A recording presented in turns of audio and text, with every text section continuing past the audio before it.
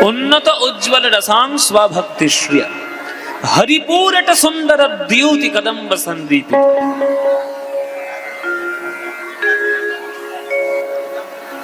নিজের ভক্তি সম্পদ মহাপ্রভু সবার চরণ জড়িয়ে ধরে নিজের ভক্তি সম্পদ দিয়েছে কি না হরিনাম, যে নামের মধ্যে সকল কিছু পাওয়া যায়, সকল মানব বন্ধন তৈরি করা যায়, জাত পাত উঁচু নিচু বর্ণ বিভেদ কোনো কিছু নাই। মহাপ্রভুর হরিনামের মালার মধ্যে মুসলমান হরিদাস চাঁদকাজিও যেমন ছিলেন, ব্রাহ্মণ কেশব কাশ্মীরি সার্বভৌম ভট্টাচার্যও ছিলেন, আবার অদ্বৈত আচার্যও ছিলেন, আবার শাক্ত ব্রাহ্মণ চাপাল গোপালও ছিলেন। কে নেই মহাপ্রভুর হরিনামের মালা?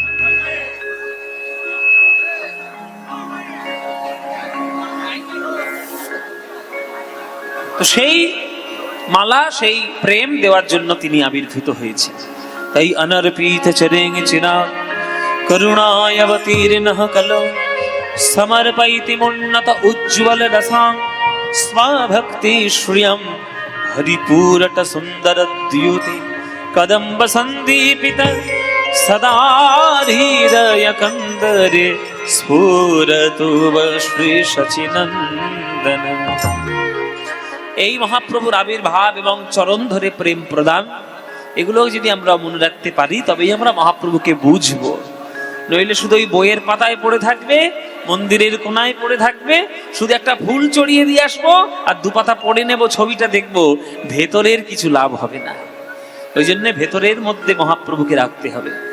হ্যাঁ, ওই জন্যই বলেছে যে আমার যে প্রেম পাওয়ার জন্য ব্রহ্মা গুল্ম লতা হওয়ার চেষ্টা করেছে, যে প্রেম পাওয়ার জন্য উদ্ধব পাথর হওয়ার চেষ্টা করেছে, সেই প্রেম আমরা পেয়েছি।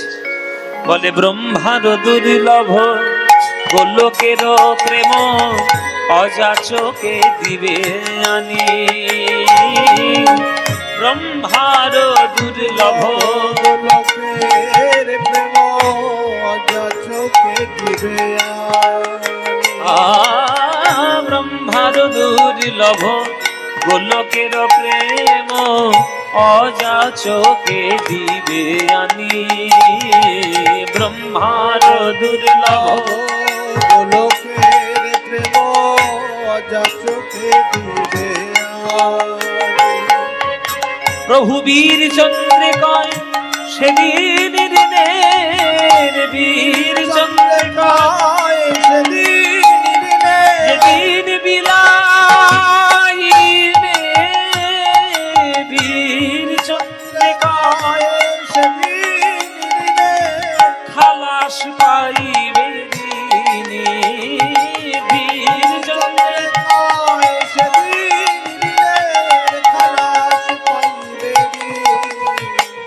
ওগো সেদিন তুমি মুক্তি পাবে, সেদিন তুমি মুক্তি পাবে। যেদিন দারে দারে প্রেম বিলাইবে, সেদিন তুমি মুক্তি পাবে। দারে দারে প্রেম বিলাইবে, সেদিন তুমি মুক্তি পাবে। যেদিন দারে দারে প্রেম বিলাইবে, লোকের হাতে ধরে পায়ে পড়ে দারে দারে বিলাইবে, লোকের হাতে ধরে পায়ে পড়ে দারে দারে বিলাইবে। ওই হরিনাম হরিনাম লহ বলে দারে দারে বিলাইবে, ওই ধুলাই গড়া গড়ি দিয়ে, দারে বিলাইবে, ওই ধুলাই গড়া গড়ি দিয়ে, ওই নয়ন ধারায় ভেসে ভেসে ধারে গড়ি দিয়ে নয়ন ধারায় ভেসে ভেসে ধুলায় গড়া গড়ি দিয়ে, নয়ন ধারায় ভেসে ভেসে ধুলায় গড়া গড়ি দিয়ে। দারে দারে বিলাইবে, দারে দারে বিলাইবে। তাই মহাপ্রভুর আশা রাধারানীর কাছ থেকে প্রেম ঋণ শোধ করার জন্য রাধা কৃষ্ণ মিলিত তনু সোনার গৌরাঙ্গ হয়ে আজকে মহাপ্রভুর আশা। তাই মহাপ্রভু যে প্রেম যে সম্পত্তি দিয়ে গেছেন, এই সম্পত্তি আমরা আর ত্রিভুবনে কোথাও পাবো না, কোনোদিন পাবো না। সেই গৌরাঙ্গকে দেখে আজকের নদিয়া নাগরীদের কি অবস্থা সেটা গৌরচন্দ্রিকার মধ্যে বর্ণনা হচ্ছে। তাই রূপ অনুরাগ, রূপানুরাগ, রূপ বর্ণনা নয়, রূপ বর্ণনা হলে আলাদা গৌরচন্দ্রিকা হতো, কিন্তু যেহেতু রূপানুরাগ ওই জন্য গৌরচন্দ্রিকা আলাদা। যে গোরা অনুরাগে মোর পরানো কাতরে, নিরবধি ছল ছল আখি জল ঝুরে। যে একবার গৌরাঙ্গ মহাপ্রভুকে দেখেছে আর তার অন্য কোনো রূপের দিকে তাকাতে ইচ্ছে হবে কি? কখন ইচ্ছে হবে? ও মায়েরা, যার মধু একবার ভালো লাগে, মধু খাওয়ার পর ওই বাতাসা চাটতে ভালো লাগে? মধু খাওয়ার পর বাতাসা চাটতে ভালো লাগবে? আরে মধু, মধু তার মধ্যে অ্যান্টিবায়োটিক কত রকম শক্তি রয়েছে, অ্যান্টি ফাঙ্গাল তার মধ্যে প্রপার্টি রয়েছে, সেটা খেলে শরীর ভালো হবে। আর চিনি দেওয়া সাদা সাদা গোল গোল বাতাসা ছুঁড়ে মারলে কপালও ফাটবে আর খেলে তোমার পেট গরম হবে। চিনি, চিনি দিয়ে বাতাসা, আগেকার দিনে তো গুড়ের বাতাসা হতো, এখনকার দিনে সব সোজা হয়ে গেছে চিনির বাতাসা।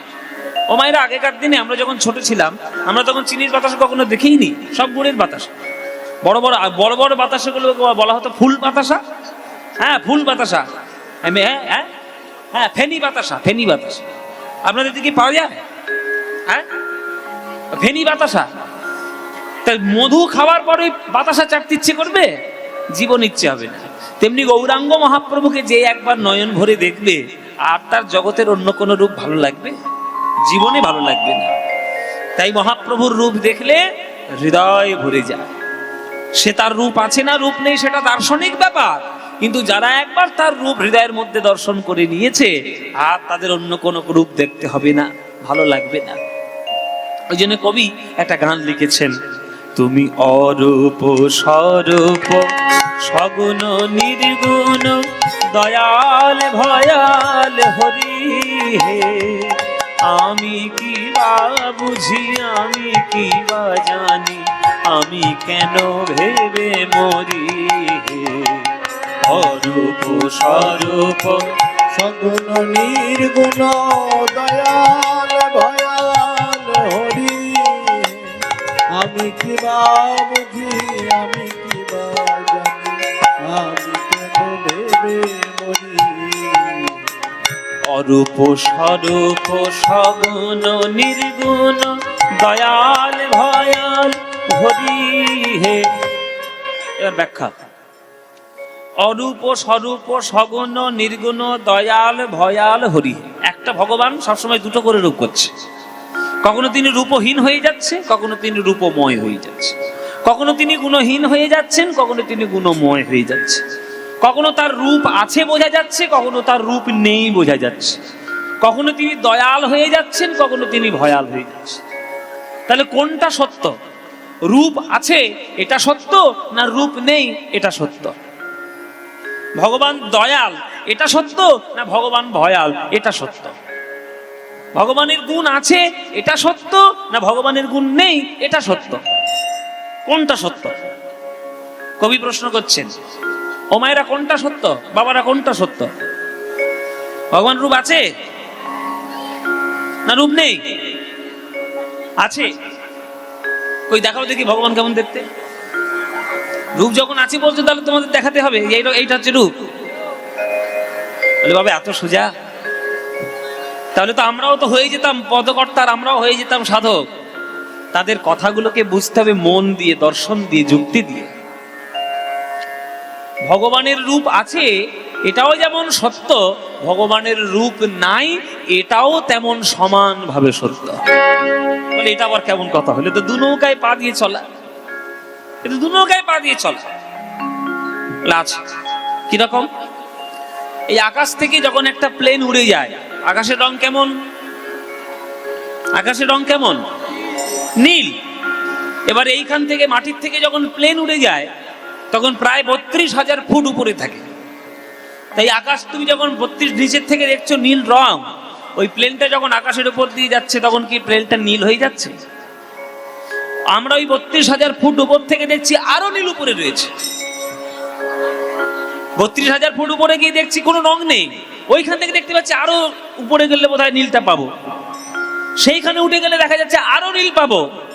ওই উপরে উঠতেই থাকবে, নীল আর কখনো খুঁজে পাবে না। তাহলে এই যে নীলটা খুঁজে পেলাম না, তাহলে কি আমি বাড়িতে এসে বলবো যে আকাশ নীল নয়? আকাশ নীলই বটে, তবে সেটা ধরার জন্য আমাদের সাধনা যাবে না। আবার তার মধ্যে নীল আছেও বটে। দেখবেন যারা বিজ্ঞানী, হ্যাঁ, তারা দেখবেন যখন স্পেস স্টেশনে থাকে, তারা কিন্তু পৃথিবীর সৌন্দর্য, আকাশের সৌন্দর্য যতটা দেখতে পায়, আমরা তো ততটা পারবো না। তাই রূপ আছে এটাও যেমন সত্য, রূপ নাই ওটাও তেমন সত্য সমানভাবে। ভগবান কখনো দয়াল, ভগবান কখনো ভয়াল। যখন তিনি বিনা পানি রূপে সরস্বতী রূপে তিনি বসেন, তিনি তখন দয়াল। আর যখন তিনি চণ্ডিকা মা রূপে যখন অসুরদের মুণ্ডচ্ছেদন করেন, তখন তিনি হন ভয়াল। তাহলে দুটোই সত্য, সমানভাবে সত্য, কোনোটাই ফেলে দেওয়া যাবে না।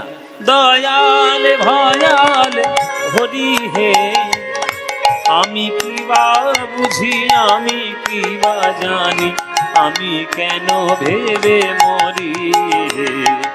অরূপ স্বরূপ সগুণ নির্গুণ দয়াল ভয়াল হরি হে, আমি কি বা বুঝি, আমি কি বা জানি, আমি কেন ভেবে মরি। কি রূপে এসেছি, কেমনে বাজাব, তা ভাবিয়ে কেন জীবন কাটাবো। কি রূপে এসেছি, কেমনে বাজাবো, তা ভাবিয়া কেন জীবন কাটাবো।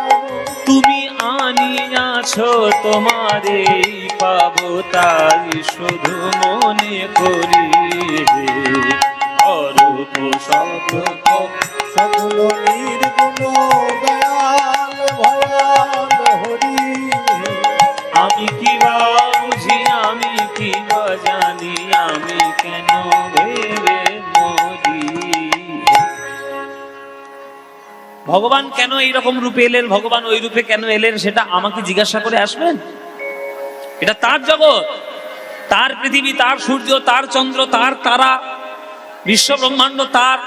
তিনি মালিক, তিনি যা করবেন আমাদের মেনে চলতে হবে।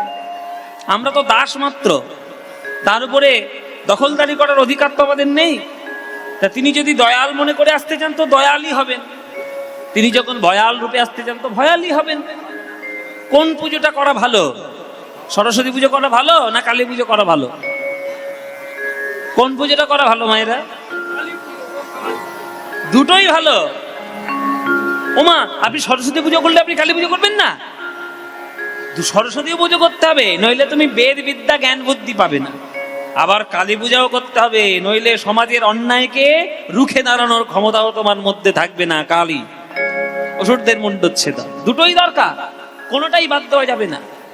তাই সরস্বতী রূপে তিনি দয়াল, আবার কালী রূপে তিনি ভয়াল। তুমি যখন মা হও, তুমি যখন মা, তোমার 5 বছরের বা 10 বছরের সন্তান যখন একটা অন্যায় করেছে, খুব বড় ধরনের একটা অন্যায় করে ফেলেছে, তা তুমি একটা চর কষাবে না? তুমি তাকে শাসন করবে না? শাসন করো। বাচ্চাদের শাসন করা ভুলে যাচ্ছে বলে বাচ্চাদের এই যা তা হয়ে যাচ্ছে। আমরা ছোটবেলায় মার যা খেয়েছি, এইসব বাচ্চারা ভাবতেই পারবে না। স্কুলের মাস্টারমশাইদের কাছে যা সব মারধর খেয়েছি, আর আমার মার হাতে তো খুবই মার খেয়েছি। হ্যাঁ, বলতে লজ্জা নাই, মার হাতে তো মার খেতেই হবে। বাচ্চা যখন শাসন অন্যায় করবে, শাসন করুন। আবার সেই বাচ্চা যখন মাধ্যমিকে স্টার পাবে, ওই মা গিয়েই দেখবেন ওই নানুর থেকে সব থেকে ভালো মিষ্টিটা কিনে নিয়ে এসে ছেলের মুখে দেবে। তাহলে আমি কি মনে মনে ভাববো? কোন মাকে আমি ডাকবো? আমাকে চর মেরেছে তাই অভিমানে বসে থাকবো, না মা আমাকে মিষ্টি খাইয়েছি বুকে জড়িয়ে ধরবো? কোনটা চাই আমার? আমার মা চাই। আমার মা কখনো দয়াল হবেন, মা কখনো ভয়াল হবেন। তা মা যেমন মা হয়, তার শাসনের রূপও রয়েছে, তার স্নেহের রূপও রয়েছে, তেমনি ভগবান ভগবানই হয়। তার জগৎকে চালানোর জন্য তিনি কখনো দয়ালু হবেন, কখনো ভয়ালু হবেন। দয়াল ভয়াল হরি হে, আমি কি বা বুঝি, আমি কি বা জানি, আমি কেন ভেবে মরি। হে অরূপ স্বরূপ সগুণ নির্গুণ দয়াল ভয়াল হরি হে, আমি কি বা বুঝি, আমি কি বা জানি, আমি কেন ভেবে মরি। কি রূপে এসেছি কেমনে বাজাবো, তা ভাবিয়ে কেন জীবন কাটাবো। তুমি আনিয়াছো তোমারেই পাবো, তাই শুধু মনে করি। এটা হচ্ছে গান। এই গান শুনলে আমাদের জীবন পরিবর্তন হয়, তাই এইগুলোই হচ্ছে প্রকৃত গান। ও মায়েরা, সমুদ্রের তীরে যখন বেড়াতে যাবে, দেখবে সমুদ্রের তীরে সমুদ্র থেকে যখন ঢেউগুলো আছাড় খেয়ে পড়ে, আছাড় খেয়ে কোথায় পড়ে? পাড়ের মধ্যে আছাড় খেয়ে পড়লো। এবার পাড়ে আছাড় খেয়ে পড়ার পর সেই ঢেউয়ের জলটা কোথায় চলে যায়? উপরের দিকে উড়ে চলে যায় না? সেই জলটা বাবা জলটা আবার ঘুরে ফিরে তো সমুদ্রেই চলে যায়। তা সমুদ্র হচ্ছেন ভগবানের মতো, আমরা হলাম ওই ঢেউয়ের মতো ছোট ছোট তরঙ্গ। আমরা ভগবানের থেকেই এসে জগতের পাড়ে আছাড় খেয়ে পড়েছি, আবার জগৎটা যখন শেষ হবে আমরা এই জগৎ ছেড়ে তার কোলেই চলে যাব, যাব তার কাছেই।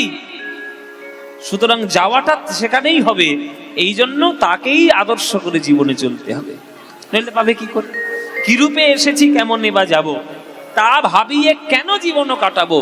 তুমি আনিয়াছো তোমারেই পাবো, তাই শুধু মনে করি। না রাখি জটিল নেয়ের বারতা, বিচারে বিচারে বাড়ে অসারতা। আমি জানি তুমি আমারই দেবতা, তাই আনি হৃদে বলি, তাই আনি হৃদে বলি। না রাখি জটিল ন্যায়ের বারতা, বিচারে বিচারে বাড়ে অসারতা। যত যুক্তি তর্ক দেবে ভগবান তত তোমার থেকে পালাবে, জীবনে ভগবান তার কাছে আসবে না। আমরা তো যুক্তির মাধ্যমে ভগবানকে পেতে চাই। প্রেম ভালোবাসাকে আমরা যুক্তি দিয়ে ভাবি, স্বার্থপরতা দিয়ে ভাবি, কিন্তু প্রেম ভালোবাসা ভগবানের ভক্তি এগুলো যুক্তি দিয়ে হয় না। যত যুক্তি দেবে তত পালাবে ভক্তি। বিশ্বাসে মিলায় বস্তু, তর্কে বহুদূর। তর্ক করা যাবে না, বিশ্বাস করতে হবে। বিশ্বাস করলে যে ভগবান মেলে আমরা ভালো করেই জানি, আমি ভালো করেই জানি একদম। আমি বিশ্বাস করে যদি গান গাই, তেহাই করে গান সময় আসবেই আসবে, যদি বিশ্বাস করি। আর যদি বিশ্বাসের ডগমগ করে, আসবে না সময়, হারিয়ে যাবে গান। ওই জন্যে বিশ্বাস করতে হয় যে ভগবান আছে, তার চরণ পাবো। আর বিশ্বাস না করলে যুক্তি দাও, আর যেই আপনি যুক্তি দেওয়া শুরু করবেন ভগবানের জীবনে তোমার ধারে কাছে যাবে না। কেননা ভগবান বলবে যে তোর যদি যুক্তি দিয়ে আমার পাওয়ার ইচ্ছে তো যুক্তি দে, তোর কত পড়াশোনা দেখি। ভগবান পালাবে। ওই জন্য ভক্তি আর যুক্তি খানিকটা তেল আর জলের মতো। তেল আর জল জীবনে একসঙ্গে মিলবে না। যতই মিক্সচার গ্রাইন্ডারে তুমি ঘুরিয়ে দাও, ও তেল ঠিক উপরে ভেসে থাকবে, জল নিচে পড়ে থাকবে। তা যুক্তি হলো তেলের মতো, ভগবান হলো জলের মতো, সে পড়েই থাকে। ওই জন্য পেতে গেলে যুক্তি দিলে হবে না। যুক্তি থাকা ভালো, একেবারে যুক্তি থাকা ঠিক নয়, এই নেই এরকম ঠিক নয়। যুক্তি থাকা ভালো, পড়াশোনা জানা ভালো, জ্ঞান থাকা ভালো, অবশ্যই জ্ঞান শিখতে হবে। কিন্তু সেটা যদি ভক্তি মিশ্রিত না হয়, তাহলে কিন্তু সে জ্ঞানের কোনো দাম নেই। প্রহ্লাদের কথা ভাগবতে পরিষ্কার করে লেখা। তার বাবাকে সে বলেছে, বাবা, জগতের যত পড়াশোনা রয়েছে সব থেকে শ্রেষ্ঠ পড়াশোনা হচ্ছে নববিধা ভক্তি। শ্রবণং কীর্তনং বিষ্ণু শরণং পাদ সেবনম অর্চনং নন্দনং স্বক্ষং দাস্বং আত্মনিবেদনম। নববিধা ভক্তি হচ্ছে জগতের শ্রেষ্ঠ পড়াশোনা, বাকিগুলো গৌণ। প্রধান হচ্ছে ভক্তি, তারপরে যুক্তি। ভক্তি যদি না থাকে তোমার কোনো যুক্তি কোনো কাজে হবে না। ভক্তিবিহীন মানুষ যে কোনো সময় যুক্তি দিয়ে পশুর রূপ ধারণ করতে পারে। তার প্রমাণ আছে বাবা, তার প্রমাণ দিচ্ছি। ডক্টর এপিজে আব্দুল কালাম বিরাট পড়াশোনা করেছেন। পড়াশোনা করে তিনি কি করেছেন? ভারতের সেবায়, ভারতের সেবার জন্য নিজেকে উৎসর্গ করেছেন। তাহলে একটা মুসলমান সে ভারতের সেবার জন্য নিজেকে উৎসর্গ করলেন, পড়াশোনা করে জ্ঞান লাভ করে মানুষের মতো মানুষ হলেন। সবার বাড়িতে একটা করে ছবি তার আছে, সবাই আমরা তাকে প্রণাম করি, শ্রদ্ধা করি। আর একটা মুসলমান আছে ওসামা বিন লাদেন, ছিল লাদেন, বিরাট পড়াশোনা করেছে। কি পড়াশোনা করে কি করলো, লোককে কি করে মারতে হয় সেই বোমা তৈরি করে হাজার হাজার মানুষকে মারার যুক্তি রাস্তা দিয়েছে। তার ছবি কারোর বাড়িতে আছে? যদি কারোর বাড়িতে থাকে ছিঁড়ে নিয়ে এসে ফেলে দেবে দূর করে, কেননা সমাজ বিরোধী, সন্ত্রাসবাদী, যে মানব ধ্বংসের কাজে লেগেছে যুক্তি দিয়ে। আর ডক্টর এপিজে আব্দুল কালাম মানব বন্ধনের কাজে লেগেছে তার ভক্তি দিয়ে। ওই জন্যই আমরা তাকে শ্রদ্ধা করে প্রণাম করি। তার ছবিটা দেখলে মাথায় এমনি এমনি নিচু হয়ে যায়, বলতে হয় না মাথা নিচু করো, এমনি নিচু হয়ে যায়। আর আরেকটা জনের ছবি দেখলে মনটা ঘৃণায় ভরে যায়। এই হচ্ছে ভক্তি আর যুক্তির পার্থক্য। রাবণের মতো তখনকার দিনের পণ্ডিত কেউ ছিল? ত্রেতা যুগে রাবণের মতো পণ্ডিত কেউ ছিল না, এমনকি রামও নয়, রামও নয় এত বড় পণ্ডিত। কিন্তু তবু সেই রাবণের বংশ নির্বংশ হলো, ধ্বংস হলো কেন? ওই বেশি যুক্তি দেখানোর ফলে। অহংকার, অহমকা, গর্ব, যুক্তি, পড়াশোনা, যুদ্ধবিদ্যা, কূটনীতি সব শিখেছে, মানব বন্ধনের রাস্তা সে তৈরি করতে পারল না। ওই জন্য আজও পর্যন্ত তার নামে কেউ নাম রাখে না, রামের নামে সবাই নাম রাখে। রাম চক্রবর্তী, রাম ভট্টাচার্য, রাম চট্টোপাধ্যায়, হ্যাঁ সব আছে, কিন্তু কোথাও কোনো পাড়ায় গিয়ে দেখতে পারবেন রাবণ কুমার ভট্টাচার্য আছে, রাবণ কুমার সেনগুপ্ত আছে? তার নামে কেউ কখনো নাম রাখবে? রাখবে না। এই কর্মই মানুষকে শ্রেষ্ঠ করে। তাই যুক্তি নয়, ভক্তি দিন। না রাখি জটিল মেরো বারতা, বিচারে বিচারে বাড়ে অসারতা। আমি জানি তুমি আমারই দেবতা, তাই আনি হৃদে বলি, তাই আমি হৃদে বলি। তাই বলে ডাকি প্রাণ যাহা চাই, ডাকিতে ডাকিতে হৃদয় জুড়ায়। তাই বলে ডাকি প্রাণ যাহা চায়, ডাকিতে ডাকিতে হৃদয় জুড়ায়। যখনই যে রূপে প্রাণ ভরে যায়, তাই দেখি প্রাণ ভরি। আপনাদের এই বীরভূম জেলা সাক্ষর বৈষ্ণবের মিলন ক্ষেত্র, না মায়েরা বাবারা? বীরভূম জেলা সাক্তবার বৈষ্ণবের মিলন ক্ষেত্র না? বৈষ্ণব যদি পেতে যাও দেখবেন রামচন্ডী দাস, আমাদের জয়দেব গোসাবার রামচন্ডী দাস, সেও আবার বাসুলি মায়ের ভক্ত, সেও আবার মায়ের ভক্ত। মায়ের ভক্ত বলেই আজকে পদাবলী রচনা করেছেন, আর তার পদাবলী মহাপ্রভু মাথার উপরে শ্রেষ্ঠ করে রেখেছে। তাহলে বৈষ্ণবদের ক্ষেত্র। আর নিত্যানন্দ প্রভু মানে বৈষ্ণবদের একেবারে তীর্থভূমি। আবার সাধন ক্ষেত্রে দেখুন, সাধক বামা খাবার জন্মস্থান ওইখানে। তাহলে আমার যাকে মনে হবে আমি তাকেই ডাকবো। আমি কার যুক্তি শুনবো শুনি? আপনার যাকে মনে হবে তাকেই ডাকবেন। কালীকে ডাকতে ছিল কালীকে ডাকুন, সরস্বতীকে ডাকতে ছিল সরস্বতী ডাকুন, শিব, সূর্য, গণেশ, হ্যাঁ আমাদের নিতাই, আমাদের গৌর, যাকে মনে হবে তাকে ডাকুন, কোনো বিচার নেই। শুধু ভক্তিটা মনে যত্ন করে রাখতে হবে। ঘরে যদি চাল থাকে তুমি নানান ধরনের রান্না করতে পারো, আর চালই নেই তুমি সারাক্ষণ শুধু তরকারি রান্না করে যাচ্ছ, খাবে কেউ? কি গো মায়েরা, আমি বাস্তব কথা দিয়ে উদাহরণ দিতে ভালো লাগে আমার। ঘরে তোমার চাল আছে, তুমি পনিরের তরকারিও করতে পারবে, এঁচড়ের তরকারিও করতে পারবে, কিন্তু তোমার ঘরে চালই নেই, তুমি শুধু এঁচড় খাচ্ছ, শাক খাচ্ছ, চাটনি খাচ্ছ, টক খাচ্ছ, হবে? ভাল লাগবে? চালটা মূল দরকার, তার ভাতের সঙ্গে তো খাবে নাকি? এই যে আমাদের এখানে চারকল গ্রামে ভক্ত সেবা হয়, হাজার হাজার মানুষ আসে প্রসাদ সেবা করে যায়, তারা কি শুধু তরকারি খেয়ে যায়? ভাতের সঙ্গেই তো তরকারিটা খায়, অন্যের সঙ্গেই তো তরকারিটা পাবে। ওই অন্ন, ওই চাল হচ্ছে ভক্তি। ভক্তি ঠিক করো, ভক্তি ঠিক করলে সব ঠিক হয়ে যাবে। ওই জন্য ভক্তিটা না হলে অন্য কিছুই থাকবে না। হ্যাঁ, তাই বলে ডাকি প্রাণ যাহা চায়, ডাকিতে ডাকিতে হৃদয় জুড়ায়। যখনই যে রূপে প্রাণ ভরে যায়, তাই দেখি প্রাণ ভরি। অরূপ স্বরূপ সকল নির্গুণ দয়াল ভয়াল হরি হে। আমি কি বা বুঝি, আমি কি বা জানি, আমি কেন ভেবে মরি? আমি কেন ভেবে মরি, আমি কেন ভেবে মরি। তাই ভগবানের রূপ সকল রূপেই আমার কাছে আরাধ্য। তাই গোড়াই অনুরাগে মনে পরানো কাতরে, নিরবধি ছল ছল আখি জল জুড়ে, আখি জল জুড়ে। ও গো গোরা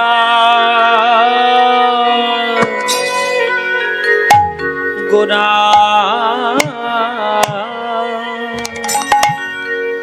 ও গো গোরা গোরা করি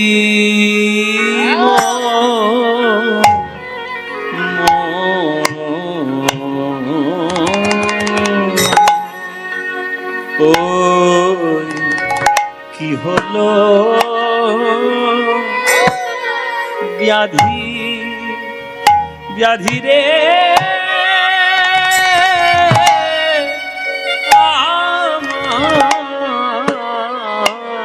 আমার গোরা,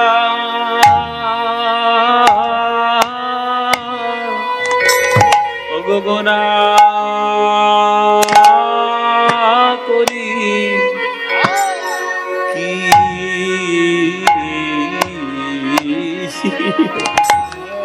বাহ, ও গো কি হলো ব্যাধি, ও গো আমার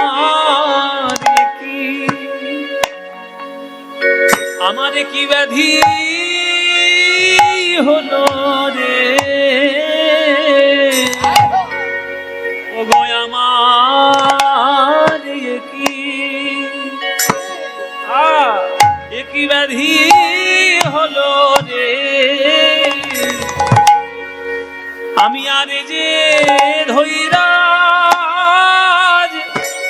ধরতে নারী, ও গো আমার কি বড় একতালি গান, কীর্তনের গানের সব বড় একতালি। আমার কি ব্যাধি হলো রে, ও গো আমার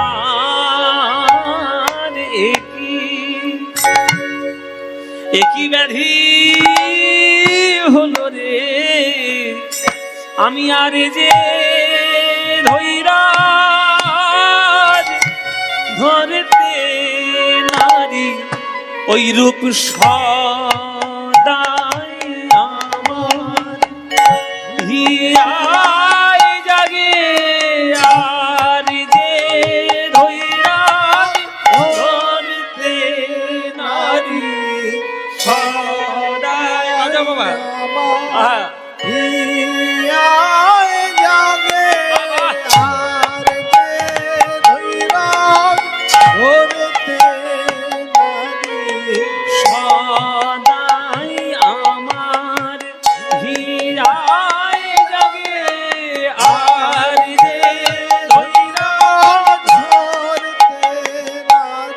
আমার হৃদয় প্রাণ আকুল করে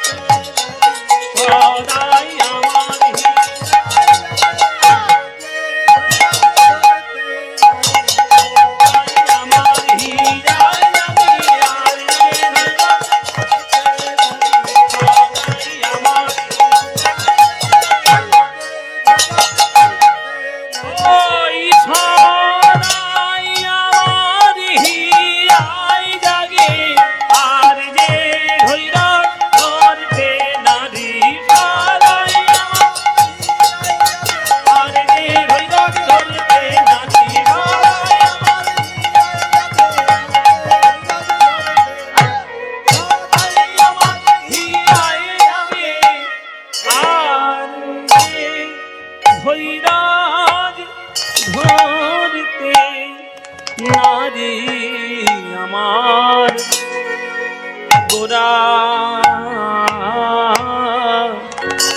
গো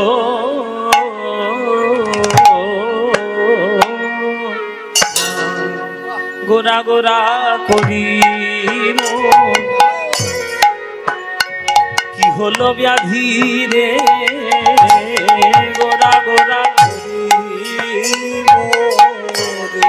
যে হলো ব্যাধি ও গো নিরবধি পরে মনে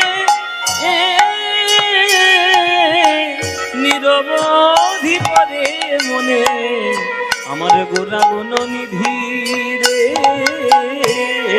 নিরবধি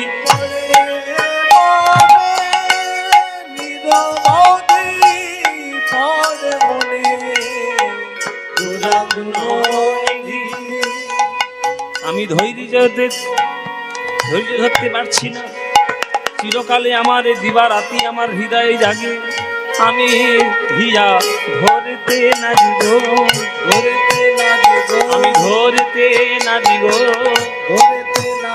ওই গোরা রূপে নয়নে দিয়ে ধরতে না দিব,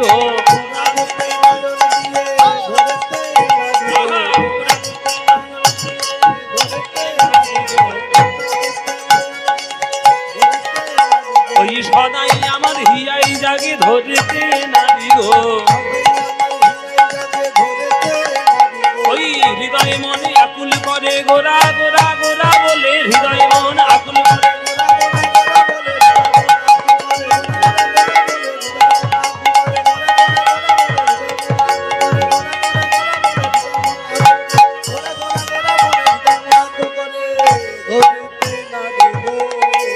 দিবানিশি পড়ে মনে,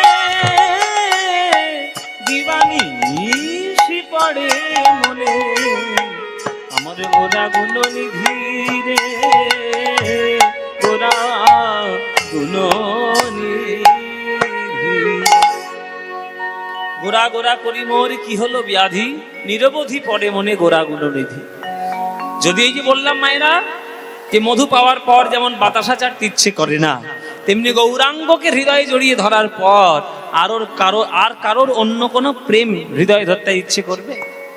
ও মায়েরা, এখানে আপনারা যারা গান শুনতে এসেছেন, আপনারা যারা যারা গান শুনছেন, প্রেম কারা কারা করেছেন হাত তুলুন। বলে বাবা বর্ষায় একবার সেতেই যাচ্ছে, তোমায় প্রেম করার মনে পড়েছে। ও মায়েরা, প্রেম প্রেম করেছো? হ্যাঁও বলে না, নাও বলে না, করেছো হ্যাঁ কি না? এই যে ছেলেদের বলছি, তোমরা করেছো প্রেম? প্রেম কি গো বাবারা, এখানে বুড়ো বাবাগুলো সব রয়েছে, বুড়ো বাবাগুলো করেছো প্রেম? করেননি? আচ্ছা, বলছে বাবা এতগুলো লোকের সামনে সব প্রেম প্রেম কথা বলবো না।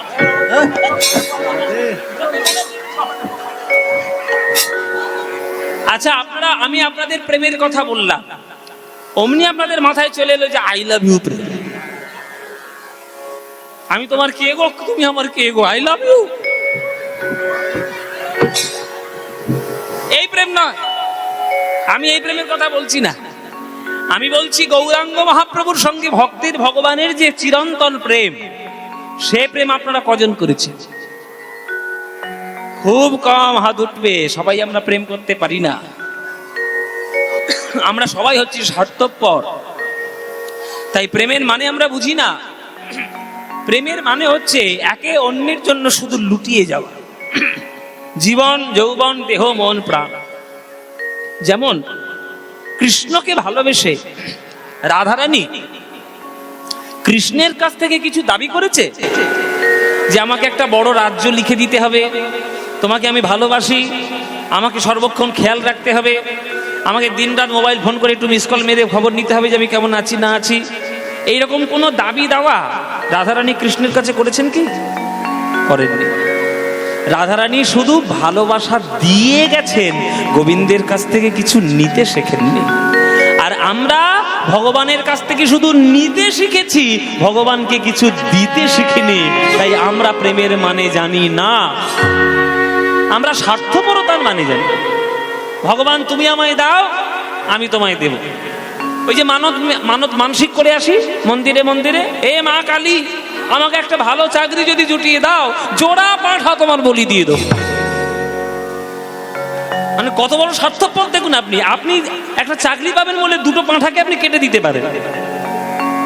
আপনি চাকরি পাবেন তার জন্য আপনি দুটো পাঁঠার বলি দিয়ে দিচ্ছেন, মেরে ফেলছেন তাকে। তাহলে আপনি স্বার্থপর ছাড়ার কি কি আপনি স্বার্থপর ছাড়া। আমিও সেম। আমরা যখন ভগবানের কাছে মন্দিরে যাই তখন রাশি রাশি চেয়ে নিয়ে আসি। জেনে রাখবেন, যেখানে চাওয়া পাওয়ার সম্পর্ক সেটা প্রেমের সম্পর্ক নয়, সেটা ব্যবসার সম্পর্ক। ব্যবসার সম্পর্ক মানে তুমি আমায় দাও, আমিও তোমাকে দেব, তাহলে ব্যবসা হলো, প্রেম হলো না। প্রেম মানে একজনের জন্য লুটিয়ে যাওয়া সারা জীবন। কৃষ্ণ রাধারানীর থেকে হাজার হাজার কিলোমিটার দূরে থেকেছেন, কিন্তু নিজের হৃদয়ে ছাড়া কখনো রাধারানীকে করতে পারেননি। রাধারানী কৃষ্ণের জন্য সারা জীবন কেঁদে গেছেন, কিন্তু অন্য কোনো পুরুষের প্রতি তার মন কখনো যায়নি। কৃষ্ণ ছাড়া তার কাছে কেউ নেই, আর কৃষ্ণের কাছে রাধারানী ছাড়া প্রেম আর কেউ নেই। তাই না তারা শ্রেষ্ঠ, তাই না তারা আজকের শ্রেষ্ঠ জায়গায় গিয়েছেন। আর সেই প্রেম গৌরাঙ্গ মহাপ্রভু তোমাদের হাতে পায়ে ধরে দিয়েছেন যে ওগো হরির নাম হরির নাম হরির নামৈব কেবলম কলৌ নাস্তিব নাস্তিব নাস্তিব গতিরন্যথা। কলিযুগে নামে বিনা গতি নাই, গতি নাই, গতি নাই। তাদের হাতে ধরি পায়ে পড়ি একবার হরি বলবো, তাহলে আমরা সেই প্রেমের মান না বুঝে আমরা শুধু স্বার্থের সম্পর্ক। কি করিব কোথায় যাব গোরা, আমার গোরা মনোরাগে গো। কি করিব কোথায় যাব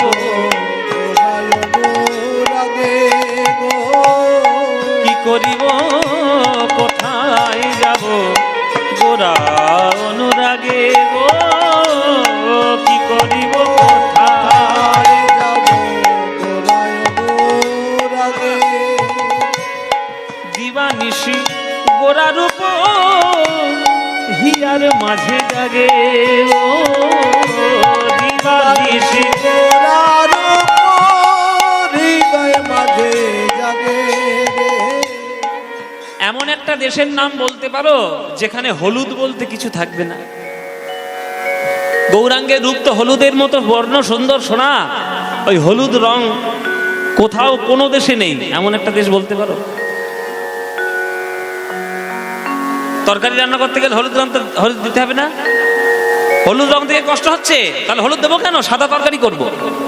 কেননা গৌরাঙ্গ নাম নিতে যদি আমার হৃদয় এত কষ্ট হয়, কেন আমি গৌরাঙ্গের নাম নেব? হলুদের মালা পরবো না, তরকারিতে হলুদ দেব না, আর হলুদ রঙে দেখবো না, গোরা নাম শুনবো না। কীর্তন যদি শুনতে ভালো লাগে, গৌর চন্দ্রিকাটা বাদ দিয়ে কীর্তন শুনবো। মানে গৌরাঙ্গ বিষয়ে কোনো কিছুই আমি নেব না। কি করিব কোথায় যাব গোরা অনুরাগে গো। কি করিব কোথায় যাব গোরা অনুরাগে গো। দিবানিশি গোরা রূপ হিয়ার মাঝে জাগে গো। দিবানিশি গোরা রূপ হৃদয় মাঝে জাগে গো। এবার কথা হচ্ছে যে চোখ, আমাদের যে পাঁচটা ইন্দ্রিয় রয়েছে, চক্ষু, কর্ণ, নাসিকা, জিহ্বা, ত্বক। তাহলে হলুদ মানা পরবো না, তাহলে ত্বকের ব্যাপার গেল। হলুদ রং দেখবো না, চোখের ব্যাপার গেল। হ্যাঁ, গৌরের নাম শুনবো না, কানের ব্যাপার গেল। গৌরের প্রসাদ গ্রহণ করবো না, জীবের ব্যাপার গেল। বা গৌর গৌর বলবো না, এটাও জীবের ব্যাপার গেল। আমি কোনো কিছুই গৌরাঙ্গ বিষয়ক নেব না। তাই আমি ইন্দ্রিয়দেরকে ধরলাম, ওরে ইন্দ্রিয় রে, ওরে আমার কান, ওরে আমার চোখ, ওরে আমার জিহ্বা, তোরা যেন গৌরের কোনো কিছু আমাকে বলিস না। গৌরকে দেখলে যদি আমার হৃদয়ে এত কষ্ট হয়, প্রেম মানেই তো কষ্ট। যারা প্রেম পূর্ণতা পেয়েছে যাদের, তারা প্রেম সম্বন্ধে জানে না। যারা কষ্ট পেয়েছে সারা জীবন, তারা প্রেমটা জানে। আপনারা যারা যারা কীর্তন শুনতে এসছেন, আপনাদের একটা সোজা কথা বলে রাখি, পরিষ্কার কথা। কার গায়ে ঝাল লাগবে না লাগবে আমার দেখার দরকার নেই, আমি পরিষ্কার কথা বলবো। কৃষ্ণকে যদি আপনি ভালোবাসেন বা গৌরকে যদি আপনি ভালোবাসেন, তাহলে মানসিক প্রস্তুতি নিয়ে রাখবেন যে সারা জীবন আপনাকে চোখের জলে কাঁদতে হবে। এটা মানসিক প্রস্তুতি নিয়ে রাখুন। যদি রাখতে পারেন তাহলে গৌরাঙ্গ আর কৃষ্ণকে ভালোবাসুন, নইলে ভালোবাসা পাবেন না। কেননা আজ পর্যন্ত পৃথিবীর ইতিহাসে, ভক্তের ইতিহাসে প্রমাণ রয়েছে, যারা যারাই ভগবানকে ভালোবেসেছে ভগবান তাদেরকেই সব থেকে বেশি কাঁদিয়েছে, সব থেকে বেশি কাঁদিয়েছে। আমি প্রমাণ দিয়ে দেবো, সত্যযুগ থেকে কলিযুগ সব প্রমাণ দিয়ে দেবো, 4টে যুগের প্রমাণ। আপনারা নিজেরাই বলবেন। বলুন তো মায়েরা, প্রহ্লাদ ভগবানকে ভালোবেসেছিল বলে তাকে সারা জীবন কাঁদতে হয়েছে না হাসতে হয়েছে? বলো, কেঁদেছে না হেসেছে? কেঁদেছে, তবেই তো সে ভগবান পেয়েছে। ধ্রুব ভগবানকে পাওয়ার জন্য হেসেছেন বেশি না কেঁদেছেন বেশি? কেঁদেছেন। ত্রেতা যুগে রামচন্দ্রকে ভালোবেসে সীতামা সারা জীবন হেসেছেন না কেঁদেছেন? কেঁদেছেন। কৃষ্ণকে ভালোবেসে রাধারানী সারা জীবন হেসেছেন না কেঁদেছেন? কেঁদেছেন। গৌরাঙ্গকে ভালোবেসে বিষ্ণুপ্রিয়া মা হেসেছেন না কেঁদেছেন? কেঁদেছেন। কলিযুগের মীরাবাই কৃষ্ণকে ভালোবেসে হেসেছেন না কেঁদেছেন? কেঁদেছেন। তাহলে তারা সারা জীবন কেঁদে কেঁদে তবেই ভগবানের চরণ পেল, আর তোমরা ফুর্তি করতে করতে ভগবান পাবে? হাসি, ভগবানের নাম নিচ্ছে, কীর্তন শুনতে আসছে, কান্নার কোনো বালাই নেই, নাচো, আমরা নাচবো, নাচো, লাচো বটে লাচো। পাবে জীবনে প্রেম? জীবনে পাবে না। চানাচুর খেলে মুখের রুচি আসে, পেটের রুচি কখনো হয় না, পেট খারাপ হয়। আর করলা সেদ্ধ খেলে, নিম পাতা খেলে জিভে তো মোটেও ভালো লাগে না, কিন্তু শরীরের জন্য উপকার হয়। লোকে কাঁদতে চায় না, হ্যাঁ? করছি আমি প্রেমের কথা, এসছে জি বাংলার গান। ঠিক আছে, গান হবে। যা গাইছি সবই জি বাংলা। আমার গান জি বাংলারও গান নয়, সব গৌরাঙ্গ, আপনাদের সম্পত্তি, আপনাদের সম্পত্তি, আপনাদের গান। এই যে আমরা কীর্তনিয়ারা যারা গান গাইছি, এই পদাবলী আপনাদের জেলায় তৈরি, আপনাদের দেশের জিনিস, আমরা ভালোবাসি তাই আমরা গাইছি। আমি কীর্তন নিয়ে জি বাংলাতে গিয়েছি, তাতে জি বাংলা ধন্য হয়নি, বা আমি ধন্য হইনি, ধন্য হয়েছে জি বাংলার সমস্ত ভক্তরা। কেননা কীর্তন ওখানে গেছে তাই ধন্য হয়েছে। কীর্তনকে জি বাংলা নিয়ে গেছে বলে জি বাংলা কীর্তন ধন্য হয়েছে তা নয়, কীর্তন জি বাংলাতে গেছে বলে জি বাংলা ধন্য হয়েছে। তা এইটা কীর্তনের বৈশিষ্ট্য, এটা গুরুত্ব, যে আমরা পদ পদাবলীকে বাদ দিয়ে আমরা নাচন কদনের গান আমরা বেশি গাইছি, কিন্তু সেখানে প্রেম নেই, ভালোবাসা নেই, কিছু নাই। একটা পদ গাইতে গেলে হৃদয়ের কত অনুগত্য দরকার, সেটা না নিয়ে যদি আমরা পদ গাই, তাহলে তো আমরা কীর্তনের সম্মান জানাতে পারলাম না। তাই ওরে গৌরচন্দ্রিকা বাদ দিয়ে শুনবি কানকে, ওরে কান, আমি কানকে ঘুষ দেওয়ার চেষ্টা করছি। তখন কান বলছে, তুমি যাই বলো না কেন,